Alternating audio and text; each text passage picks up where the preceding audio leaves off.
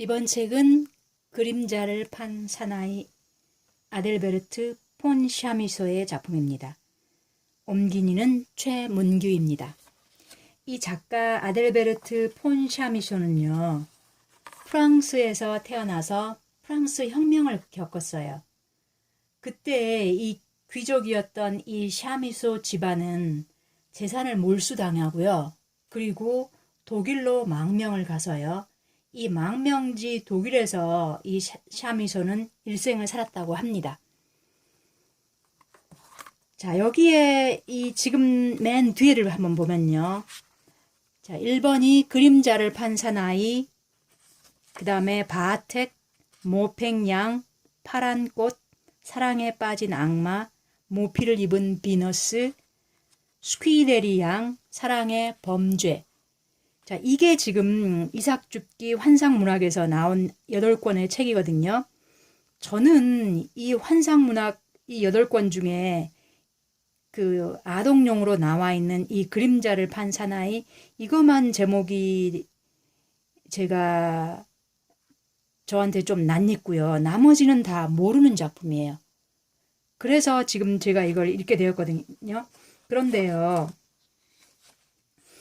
이 환상문학을 내놓으면서요, 지금 그동안 그 문화에 비주류로 물러났던 이 환상과 직관 같은 사유와 감성 체계들이 주목을 받으면서 디지털 시대의 코드로 등장하고 있다.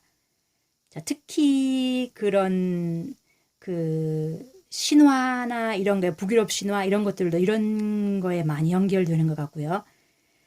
그래서 이 환상 문학의 고전과 걸작들 중에는 아직도 우리나라에 소개되지 않은 책들이 적지 않다는 인식 아래 이 환상 문학 작품을 발굴해서 펴냈다고 이 맨 뒤에 김석희의 글이 있더라고요. 근데 저는 이걸 하나도 모르고 있어서 그래서 지금 이 책을 읽게 되었는데요. 이 책은 비교적 짧아요. 138페이지가 내용이거든요. 그리고 옮긴이의 해제가 78페이지에나 해당돼요. 그렇게 그러니까 이 전체 책 내용을 샅샅이 설명해 주고 있거든요. 그리고 이 책은요. 이 슐레밀이 이 작가 친구 그 샤미소에게 그 편지글을 보낸 것을 그대로 쓴 것 같은 그런 서한문 형식이거든요. 그래서 저도 끝까지 그렇게 읽었어요. 어떤 서한문 형식이구나 이렇게 읽었는데요. 근데 옴기니의 해제 설명을 보니까 이게 작가 샤미소의 기발한 창작 기법이었대요. 그러니까 서한문 형식을 쓴 거죠. 이 자체도 이 사람의 소설 창작 기법이라는 거죠. 참 흥미로웠어요. 사실상 여기에는 한 5명 정도가 주요 인물로 등장을 하는데요. 그 주인공 슐레밀과 회색 옷을 입은 남자, 그 다음에 그 슐레밀의 충직한 하인 벤델, 또 벤델과는 반대로 그 슐레밀의 돈을 노리고 들어온 그 파렴치한 하인 라스칼, 그 다음에 그 슐레밀이 그 사랑에 빠진 미나, 이렇게 한 주요 인물이 이렇게 등장을 해요. 그리고 처음에 이 대저택의 이 토마스 윤씨 요 집에서 그 부유한 사교계 사람들이 만나 산책을 하고 있는데 여기에 주인공 슐레밀이 그 윤씨의 어떤 도움을 받고자 어떤 소개 편지를 가지고 이 집에 들어가서 그 사교 모임에 산책을 하고 있는 그들 일행과 함께 합류하면서 어떤 회색 옷을 입은 남자를 보게 돼요. 근데 그 회색 옷을 입은 남자를 다른 사람들은 거의 눈여겨보지 않는 듯해요. 근데 특이하게요. 이 대저택은 저 바다를 볼 수가 있어서요. 그 산책 도중에 바다를 보면서 사람들이 저 멀리 그 바다에 떠오는 걸 만원경으로 보고자 그 윤씨가 만원경 하면 그 회색 옷을 입은 남자의 주머니에서요 만원경이 나오고요. 또 누군가 풀밭 위에서 터키산 양탄자가 있으면 좋겠어 하면은 그 회색 옷 입은 남자의 주머니에서요. 그 바로 즉시 그 터키산 양탄자가 나오는 거예요. 또 강렬한 햇빛 아래서 누군가 그늘막 하면은 그 회색 옷 입은 남자 주머니에서 천막과 그 천막 대끈 그 다음에 거기에 필요한 쇠 연장 이런 게 줄줄이 나오는 거예요. 너무 신기하고 놀라운데 다른 사람들은 거의 눈여겨보지도 않아요. 자, 근데 여기서 그 놀랍지만 좀 약간 두려움 이런 것 때문에 이 슐레멜이 그 사람을 피해서 나오거든요. 도망치듯 나와버리는데 그 회색 옷 입은 남자가 따라 나오더니 당신은 보기 드물게 보기 드물게 아름다운 어떤 그림자를 가졌다. 그 그림자를 나에게 팔 수 있겠느냐 하는 거예요. 그러면서 어떤 자루 속에서 자루 속에 주머니에서 손을 집어넣더니 금화를 꺼내더니 또 그 다음에 또 손을 집어넣으면 또 금화가 나오고 그러면서 이 자루와 바꾸자고 하는 거예요. 이 마법의 자루 속에서는 계속 금화가 나오는 거예요. 자, 아무것도 없는 이 슐레멜은 즉시 예스하고 바꿔요. 그러고 이제 걸어 나오는데 어떤 아낙네가 자신을 보더니 저 불쌍한 인간 하고요. 아니 그림자가 없다니. 그래서 학교 옆으로 도망치듯 뛰쳐서 막 걸어 나오는데 그 학교 옆에 그 길에서 어떤 아이들이 자기를 보고 그림자 없는 사람이다 하면서요. 비난하듯 그렇게 조롱하듯 자기를 대하는 거예요. 그때 어떤 사람이 성실한 사람은 태양 아래에서 걸어가면서 자신의 그림자를 잘 간직하는 편이지 이렇게 해요. 자, 순간 이 슐레밀은요. 그 마차를 잡아 타고요. 그 마차 속에서 쓰디쓴 눈물을 흘려요. 단지 돈 때문에 내가 이런 수모를 당해야 되나 이런 심정으로요. 자, 그럴 때요. 이제 이 사람은 어쨌거나 손만 집어넣으면 금화가 술술 나오는 그 주머니를 갖게 되었으니 슐레밀은 단숨에 부자가 된 거죠. 그런데 어느 날 이제 하인도 참 구하고요. 근데 어느 날 이 벤벨이라는 하인 앞에 어떤 사람이 나와서 당신의 주인을 그 몇 년 몇 날이 지나면 내가 다시 방문할 거고 지금 나는 바다로 나간다. 그때 당신 그 주인인 슐레밀에게 득이 되는 거래를 제한할 예정이다. 이런 얘기를 하고요. 그 남자는 떠나요. 근데 그 남자가 바로 누구였었냐면은 회색 옷을 입은 남자였거든요. 요시 집에서 만났던요. 그래서 사실상 이 슐레밀은 그 남자를 애타게 찾고 있었어요. 자기가 이제 후회가 되니까요. 이 사람은 이제 슐레밀은 사람들이 수군거리고 무지막지하게 자기 자신을 불쌍히 여기고 이런 것 때문에 아예 밖에도 나가지 못하고요. 그 호텔 안에서만 지내는 거예요. 그런데 어떻게 하다가 그 옛날 그 윤씨의 사교 모임에서 어떤 판이라는 여자를 보거든요. 근데 그 여자를 다시 만나게 돼서요. 이제 그 여자와 이 슐레밀이 몇 번 만나게 되는데 주로 그 모임에서도 밤에만 그림자를 볼 수 없는 그런 곳에서 만나거든요. 근데 그 파니와 그 데이트를 하는데 예기치 않게 밤에 구름 속에서 달이 확 비치는 거예요. 그래서 그 파니는 앞에 그림자가 비치는데 자기 그림자가 밖에 없는 거예요. 그래서 시신을 해버려요. 그래서 그곳에서 도망쳐 나오듯이 다른 도시로 이제 이주를 하는 거거든요. 자, 그래서 이 다른 도시로 이주에 가는데 그 도시에 이주에 간 곳에 어떤 소문이 나돌았냐면요. 그 프로이센 대왕 비렐름 3세가 백작의 이름으로 지방을 여행 중이라는 이런 소문이 나돈 거예요. 그래서 지금 가자마자 왜냐하면 지금 그 슐레밀은 많은 돈을 뿌리고 다니잖아요. 그리고 아주 비싼 어떤 걸 사고 이러니까 그 사람들이 이 하인 벤데를 신하로 인식하고 그 다음에 이 슐레미를 왕으로 생각한 거예요. 백작으로 변신한 왕이라고요. 그래서 그곳에 도착하자마자 그 마을 사람들이 다 나와서 막 환영식을 하면서 그 아름다운 그 아가씨가 나와서 그 화한 증정식도 하는 거예요. 그게 바로 그때 나온 그 아름다운 아가씨가 바로 미나였거든요. 근데 그 미나를 보자마자 이 주인공은 지금 그 아름다운 그 미나를 보자마자 사랑에 빠지고 말아요.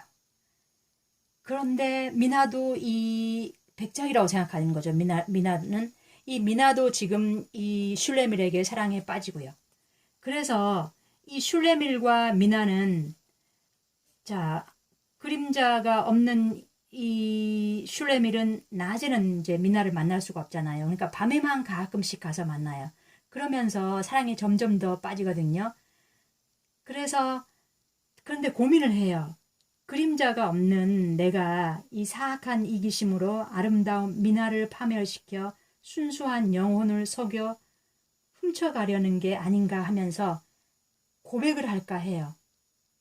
그녀를 간절히 원하지만 내가 고백을 해야 되는 게 아닌가 하면서 그럴 때마다 벤델의 가슴에 파묻혀서 슬피 울고요.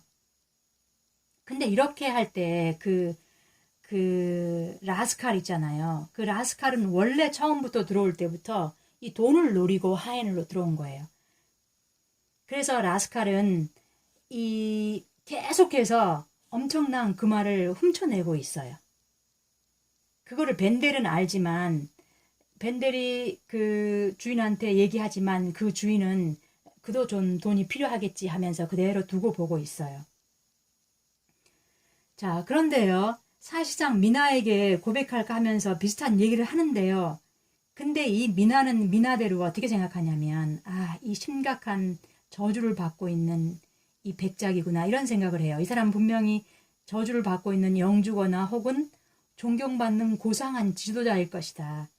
그래서 계속 미나는 그 사람을 어떤 영웅적인 그 인물로 그렇게 상상을 하는 거예요.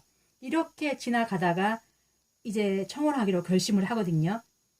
근데 청혼하기로 결심을 한 날 그 파렴치한 그 하인 라스칼이 와서 이제 주인한테 대드는 거예요.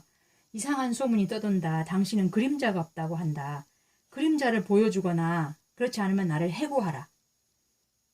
자, 이렇게 대드는 거예요. 그래서 자, 그러면서 저 햇빛에 나가서 그림자를 보여달라는 거죠. 자, 그렇게 하면서 이 라스칼은 이 주인을 배반하고 그냥 떠나가요. 자, 그리고 미나의 이 늙으신 부모님들은요, 계속 그날 이제 청혼을 하러 올 것이라면서 이제 기대를 하고 있죠. 자, 그런데 그때 그날 그 회색 옷을 입은 남자가 나타나요. 자, 그러면서요, 그림자를 줄 테니까 그럼 뭘 하라고 하냐면요, 네가 죽은 후에 나는 이 서류를 갖고 있는 이에게 내 영혼을 넘길 것을 유언으로 서명하노라 하면서 거기에 서명을 하라고 해요. 그리고 그 대신에 마술 두 권을 주겠다는 거죠. 자, 지금 어떤 상황이 벌어진 거냐면요. 그러면서 이 상황에서 어떤 일이 벌어지냐면요. 지금 이제 그 라스칼이 이 주인의 그 비밀을 다 알린 거예요. 그림자가 없다. 우리 주인한테는. 그러면서 그 사이에 자기가 빼돌린 그 돈을 가지고 자기가 미나한테 청혼을 하려고 하는 거예요. 자, 그럴 때 바로 이 회색 옷을 입은 이 사람이 나타난 거거든요. 그러면서 자신은 너의 정체를 나타내라 할 때 나는 보잘것없는 악마다. 나는 약간의 실험을 즐기는 이 외에는 이 지구상에서 어떤 것도 즐기지 않는 악마일 뿐이다. 자, 그러면서 여기에 서명만 해라. 그러면 네 그림자도 돌려주겠다. 이러는 거예요. 자, 지금 그러면서 뭘 주겠다고 하냐면요. 그 말을 그 만들어내는 그 마법 자루를 뺏어가는 게 아니라 그것도 그대로 놔두고요. 그 다음에 자기가 마술 두 권을 주겠다고 하는 거예요. 그 두 권만 쓰면 그 투명 인간이 돼서 어디든지 다니는 거예요. 그 도깨비 감투처럼요. 자, 그러면서 자, 이제 그 슐레밀에게 너 어쩔래? 그 불쌍한 젊은 처녀를 그 비열한 불량배에게 넘기겠니? 여기에 서명만 해. 그러면 너의 사랑하는 미나한테 갈 수도 있고, 그리고 그 불쌍한 그 젊은 처녀를 구하면서도 그 비열한 라스카를 영원히 KO 시킬 수 있지 않겠느냐. 이렇게 설득을 하는 거예요. 이 부분에서 바로 그 괴테의 파우스트가 생각나죠. 그때 파우스트는 영혼을 사실 돈과 바꾼 거는 아니었고 그 어떤 유희를 위해서였지만요. 대신 슐레밀은 가난했기에 먼저 그 그림자를 돈과 바꾼 것이고요. 그러면서 슐레밀이 과연 미나를 찾고 그 다음에 라스카를 KO시키기 위해서 정말 이 영혼까지 내주는 이 사후의 영혼을 내주는 거예요. 여기에 계약서에 사인을 하게 될지 그 뒷이야기도 정말 흥미진진하게 펼쳐집니다. 그리고요, 요 뒤에 사파가 상당히 잘 보여주는데요. 여기에 있는 이 사파.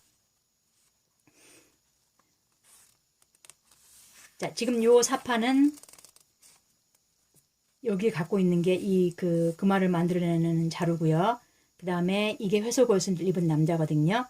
자, 이렇게 지금 그림자를 이렇게 떼내서 발부터 떼내죠. 근데 요 사파가 하나 있고요. 그 다음 사파가 하나 있는데요. 근데 이 사파는 누구 거였었냐면은 조지 크룩생크고요. 그리고 그 다음 요 사파는 에밀 프레토리우스. 이 사파가 더 맞아요. 이 머리부터 이렇게 돌돌 말아서 이 회색 옷을 입은 남자가 주머니 속에 쏙 넣어가거든요. 자, 그런데 이 부분에 대해서요. 그 옴기니의 해제가 상당히 길기 때문에 이 설명이 상당히 재미있어요. 그 오늘날 어떤 이들이 그림자를 상실한 이들에 해당될까 이 부분에서 좀 흥미진진한 그 부분에 이야기가 있어서 한번 읽어보면요. 이 사실 이 그림자는 견고한 것, 그리고 우리가 보통 때 그림자는 신경도 쓰지 않죠, 보통. 자, 그런데 이 그림자를 상실한 이를 비난하고 거부하는 목소리는 여기에서 아주 이 작가를 햇빛 아래 더 이상 나가지 못하게 만들어버리거든요. 자, 이런 행위는 마치 그 일방적인 그 이슈화를 통한 주변 세계의 선입견과 동조화, 이런 현상을 이끌어내고 있는 것이다. 그 보편적인 것, 견고한 것으로서의 이 그림자를 상실한 이에 대한 이와 같은 대중적 비난은 근대적 용어로 말하자면 사회적 차별 및 배제 행위의 다름 아니다. 이게 오늘날로 보면 어디에 해당되느냐면요. 보통 우리가 그 피부색이 다른 망명자나 이주 노동자, 그 다음에 에이즈 환자나 동성애자, 이런 사회적 소수자들, 이러한 그 무차별적으로 우리가 보통 그 어떤 대중적인 비난을 보내는 이러한 것들로 얘기를 해줘요. 그러면서 이 작가 샤미소의 이 교훈적 여기에서의 이야기는 아마 그 견고한 것에 대한 무조건적 긍정이라기보다는 슐레밀이 처한 상황, 즉 견고한 것의 결여로 인한 사회적 소수자가 겪는 사회적 배제의 아픔과 고통에 대해서도 함께 생각해 보라는 성찰적 환기로 읽히기도 한다. 요 부분하고요. 그 다음에 그 그림자를 보는 것이 그 서양 철학에서는 그 우리가 많이 접했던 그 플라톤의 국가론에서 그 동굴의 우화라는 그 부분 있잖아요. 거기에서 그림자는 실제가 부재해 있는 상태, 즉 환영 내지는 거짓된 세계를 지칭하는 철학적 언어로 사용된다. 그림자에 현혹된 삶은 진정한 삶이 아닌 것이다. 요컨대 진리와 허위, 본질과 가상, 실제와 환영 등은 모두 전통적인 형이상학의 대립코드에 속한다. 그러니까 그림자를 어떤 그 실체가 부재되어 있는 어떤 가상이나 어떤 환영 그런 걸로도 보는 이런 서양의 그 철학적인 그러한 생각도 있고요. 그 다음에 또 어떻게 읽어보자면은 이렇게 우리가 그 보편적이고 견고했던 것 그러한 것을 상실했을 때 어떤 사회적인 차별 그런 배제 행위 그러한 것들 요 두 가지의 그 해제 설명이 저한테는 그 강하게 그 생각으로 남았던 것 같아요. 그러니까 이 슐레밀이 우리 주인공 슐레밀이 자신의 영혼까지 팔고 파우스트처럼요. 영혼까지 팔고 미나를 얻고 이렇게 될까? 아니면 그 다음 이야기는 어떻게 전개될까? 이게 환상 문학으로 나온 첫 번째 시리즈니까 그 다음을 꼭 읽어보시면 그 앞부분 못지않게 재밌는 거를 발견할 수 있을 것 같습니다. 네, 여기까지 들어주셔서 고맙습니다.